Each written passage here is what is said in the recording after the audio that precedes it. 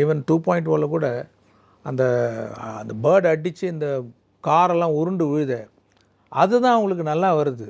அந்த பேர்டு என்னான்றது ஏன்னா நம்ம மைண்டில் இருக்கிறதுனால அதை என்ன டிரான்ஸ்லேட் பண்ணாலும் அவங்க திங்க் பண்ணுறது வரமாட்டேங்குது. So I was force to right action script, visual effects action ஃபுல்லாக எழுத வேண்டியதாக இருந்தது.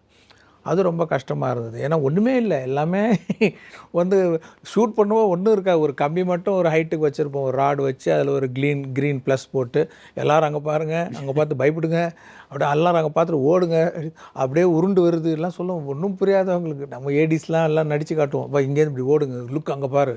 ஸோ எதுவுமே இல்லாமல் எக்ஸிக்யூஷனும் சரி, அது உட்காந்து அது ஸ்கிரிப்ட் எழுதிட்டு அது ஷார்ட் பை ஷார்ட் அதை ஷார்ட் டிவிஷன் பண்ணிவிட்டு நானே அந்த மாயா சாஃப்ட்வேரில் உட்காந்து ஒரு அதை ஆப்ரேட் பண்ணக்கூடிய ஒரு ஆட்கள்கிட்ட சொல்லி, ஈவன் கேமரா ஆங்கிள் கூட நான் தான் ஃபிக்ஸ் பண்ணேன், லென்சிங் எல்லாமே நான் தான் பண்ண வேண்டியதாக இருந்தது.